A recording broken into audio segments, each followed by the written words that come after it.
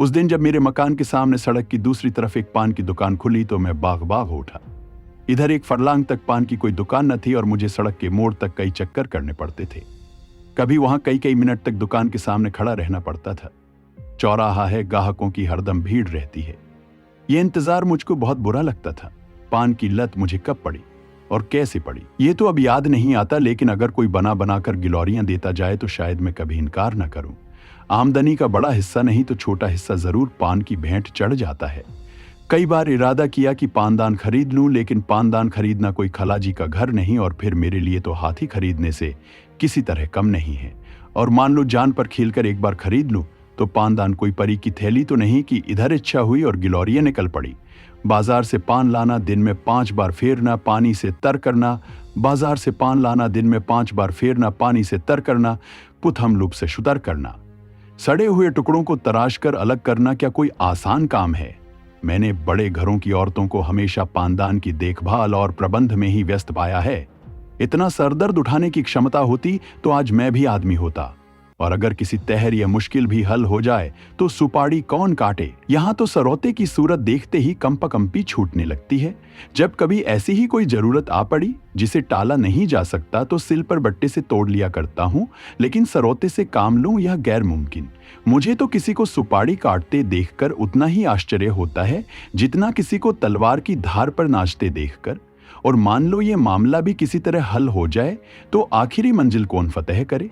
कत्था और चूना बराबर लगाना क्या कोई आसान काम है? कम से कम मुझे तो उसका ढंग नहीं आता। जब इस मामले में वे लोग रोज गलतियां करते हैं तो इस कला में दक्ष हैं, तो मैं भला किस खेत की मोली हूं?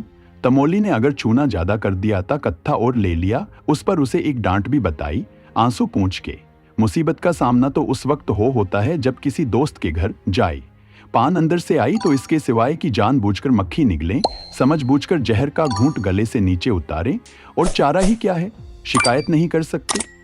सभ्यता बाधक होती है। कभी कभी पान मुंह में डालते ही ऐसा मालूम होता है कि जीभ पर कोई चिंगारी पड़ गई। गले से लेकर छाती तक किसी ने पारा गर्म करके उड़ेल दिया, मगर घुटकर रह जाना पड़ता है। अंदाजे में इस हद तक गलती हो जाए ये तो समझ में आने वाली बात नहीं। मैं लाख अनाड़ी हूँ, लेकिन कभी इतना ज्यादा चूना नहीं डालता। हाँ, 2-4 छाले पड़ जाते हैं तो मैं समझता हूँ यही अंत पुर के कोप की अभिव्यक्ति है। आखिर वह आपकी ज्यादतियों का प्रोटेस्ट क्यों करे? खामोश बायकाट से आप राजी नहीं होते। दूसरा कोई हथियार उनके हाथ में है नहीं।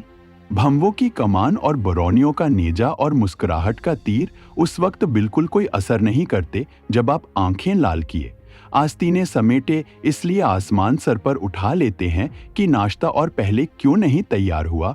तब सालन में नमक और पान में छूना ज्यादा कर देने के सिवाय बदला लेने का उनके हाथ में और क्यों साधन रह जाता है। खैर, 3-4 दिन के बाद एक दिन मैं सुबह के वक्त तंबोलिन की दुकान पर गया तो उसने मेरी फरमाइश पूरी करने में ज्यादा मुस्तैदी न दिखलाई। 1 मिनट तक तो पान फेरती रही, फिर अंदर चली गई और कोई मसाला लिए हुए निकली। मैं दिल में खुश हुआ कि आज बड़े विधि पूर्वक गिलौरियां बना रही है, मगर अब भी वह सड़क की ओर प्रतीक्षा की आंखों से ताक रही थी कि जैसे दुकान के सामने कोई ग्राहक ही नहीं, और ग्राहक भी कैसा, जो उसका पड़ोसी है और दिन में 20 ही बार आता है। तब तो मैंने जरा झुंझलाकर कहा, मैं कितनी देर से खड़ा हूं, कुछ इसकी भी खबर है? तंबोलिन ने क्षमा याचना के स्वर में कहा, हाँ बाबूजी, आपको देर तो बहुत हुई, लेकिन 1 मिनट और ठहर जाइए। बुरा न मानिएगा बाबूजी, आपके हाथ की बोहनी अच्छी नहीं है। कल आपकी बोहनी हुई थी, दिन में कुल 6 आने की बिक्री हुई। परसों भी आप ही की बोहनी थी, 8 आने के पैसे दुकान में आए थे। इसके पहले 2 दिन पंडित जी की बोहनी हुई थी, दोपहर तक 2.5 रुपये आ गए थे। कभी किसी का हाथ अच्छा नहीं होता बाबूजी। मुझे गोली सी लगी। मुझे अपने भाग्यशाली होने का कोई दवा नहीं है। मुझसे ज्यादा अभागे दुनिया में नहीं होंगे। इस साम्राज्य का अगर मैं बादशाह नहीं तो कोई ऊंचा मनसबदार जरूर हूं, लेकिन यह मैं कभी गवारा नहीं कर सकता कि नहूसत का दाग बर्दाश्त कर लूं। कोई मुझसे बोहनी न कराए, लोग सुबह को मेरा मुंह देखना अपशकुन समझे। ये तो घोर कलंक की बात है। मैंने पान तो ले लिया, लेकिन दिल में पक्का इरादा कर लिया कि इस नहूसत के दाग को मिटाकर ही छोड़ूंगा। अभी अपने कमरे में आकर बैठा ही था कि मेरे एक दोस्त आ गए। बाजार साग भाजी जेने जा रहे थे। मैंने उनसे अपनी तंबोलिन की खूब तारीफ की। वह महाशय जरा सौंदर्य प्रेमी थे और मजाकिया भी। मेरी ओर शरारत भरी नजरों से देखकर बोला, इस वक्त तो भाई मेरे पास पैसे नहीं है और ना भी पानों की जरूरत ही है। मैंने कहा, पैसे मुझसे ले लो। हाँ, यह मंजूर है, मगर कभी तकाजा मत करना। यह तो टेढ़ी खीर है, तो क्या मुफ्त में किसी की आंख में चढ़ना चाहते हो? मजबूर होकर उन हजरत को एक ढोली पान के दाम दिए। इसी तरह जो मुझसे मिलने आया उससे मैंने तंबोलिन का बखान किया। दोस्तों ने मेरी खूब हंसी उड़ाई, मुझ पर खूब फप्तियां कसी। मुझे छिपे रुस्तम, भगत जी और न जाने क्या क्या नाम दिए गए, लेकिन मैंने सारी आफतें हंसकर टाली। यह दाग मिटाने की मुझे धुन सवार हो गई। दूसरे दिन जब मैं तंबोलिन की दुकान पर गया तो उसने फौरन पान बनाए और मुझे देती हुई बोली, बाबूजी, कल तो आपकी बोहनी बहुत अच्छी हुई, कोई 3.5 आए, अब रोज बोहनी करा दिया करो। 3-4 दिन लगातार मैंने दोस्तों से सिफारिशें की, तंबोलिन की स्तुति गाई और अपनी गिरह से पैसे खर्च करके सुरखरुई हासिल की। लेकिन इतने ही दिनों में मेरे खजाने में इतनी कमी हो गई कि खटकने लगी। यह स्वांग अब ज्यादा दिनों तक न चल सकता था, इसलिए मैंने इरादा किया कि कुछ दिनों उसकी दुकान से पान लेना छोड़ दूं। जब मेरी बोहनी ही ना होगी तो मुझे उसकी बिक्री की क्या फिक्र होगी। दूसरे दिन हाथ मुंह धोकर मैंने एक इलायची खा ली और अपने काम पर लग गया। लेकिन मुश्किल से आधा घंटा बीता हो, किसी की आहट मिली। आंख ऊपर को उठाता हूं तो तंबोलिन गिलौरियां लिए सामने खड़ी मुस्कुरा रही हैं। मुझे इस वक्त उसका आना जी पर बहुत भारी गुजरा, लेकिन इतनी बेमुरौवती भी तो न हो सकती थी कि दुत्कार दूं। बोला, तुमने नाहक तकलीफ की, मैं तो आ ही रहा था। तंबोलिन ने मेरे हाथ में गिलौरियां रखकर कहा, आपको देर हुई तो मैंने कहा मैं ही चलकर बोहनी कराऊं। दुकान पर ग्राहक खड़े हैं मगर किसी की बोहनी नहीं की। क्या करता, गिलौरियां खाई और बोहनी कराई। जिस चिंता से मुक्ति पाना चाहता था वह फरफंदे की तरह गर्दन पर चिपटी हुई थी। मैंने सोचा था मेरे दोस्त 2-4 दिन तक उसके यहाँ पान खाएंगे तो आप ही उससे हिल जाएंगी और मेरी सिफारिश की जरूरत न रहेगी। मगर तंबोलिन शायद पान के साथ अपने रूप का भी कुछ मोल करती थी, इसलिए एक बार जो उसकी दुकान पर गया दोबारा न गया। 1-2 रसिक नौजवान अभी तक आते थे, वह लोग एक ही हंसी में पान और रूप दर्शन दोनों का आनंद उठाकर चलते बने थे। आज मुझे अपनी साख बनाए रखने के लिए फिर पूरे 1.5 रुपए खर्च करने पड़े। भतिया बैठ गए। दूसरे दिन मैंने दरवाजा अंदर से बंद कर लिया, मगर जब तंबोलिन ने नीचे से चीखना, चिल्लाना और खटखटाना शुरू किया तो मजबूरन दरवाजा खोलना पड़ा। आंखें मलता हुआ नीचे गया, जिससे मालूम हो कि आज नींद आ गई थी। फिर बोहनी करानी पड़ी और फिर वही बला सर पर सवार हुई। शाम तक 2 रुपए का सफाया हो गया।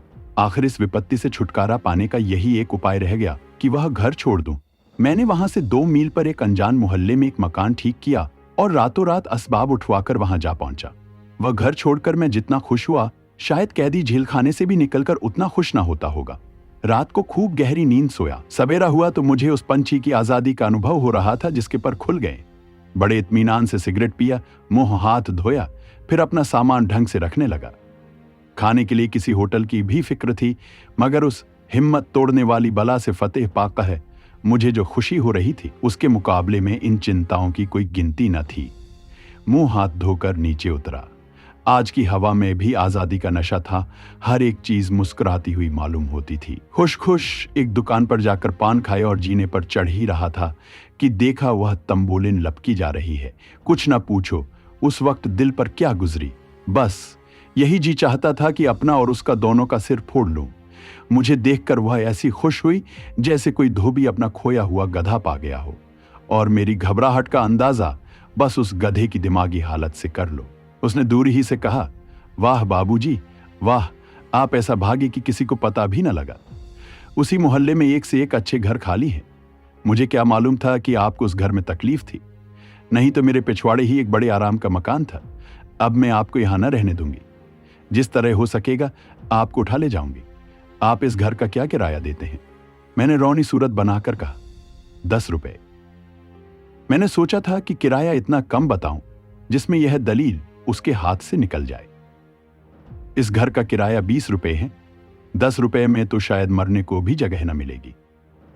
मगर तंबोलिन पर इस चकमे का कोई असर न हुआ। बोली, इस जरा से घर के 10 रुपए आप 8 ही दीजिएगा, और घर इससे अच्छा ना हो तो जब भी जी चाहे छोड़ दीजिएगा। चलिए मैं उस घर की कुंजी लेती आई हूं, इसी वक्त आपको दिखा दूं। मैंने त्योरी चढ़ाते हुए कहा, आज ही तो इस घर में आया हूं, आज ही छोड़ कैसे सकता हूं? पेशगी किराया दे चुका हूं। तंबोलिन ने बड़ी लुभावनी मुस्कुराहट के साथ कहा, 10 ही रुपए तो दिए हैं, आपके लिए 10 रुपए कौन बड़ी बात है? यही समझ लीजिए कि आप न चले तो मैं उजड़ जाऊंगी। ऐसी अच्छी बोहनी वहां और किसी की नहीं है। आप नहीं चलेंगे तो मैं ही अपनी दुकान यहाँ उठा लाऊंगी। मेरा दिल बैठ गया। यह अच्छी मुसीबत गले पड़ी। कहीं सचमुच चुड़ैल अपनी दुकान न उठा लाए। मेरे जी में तो आया कि एक फटकार बताऊं, पर जबान इतनी बेमुरौब ना हो सकी।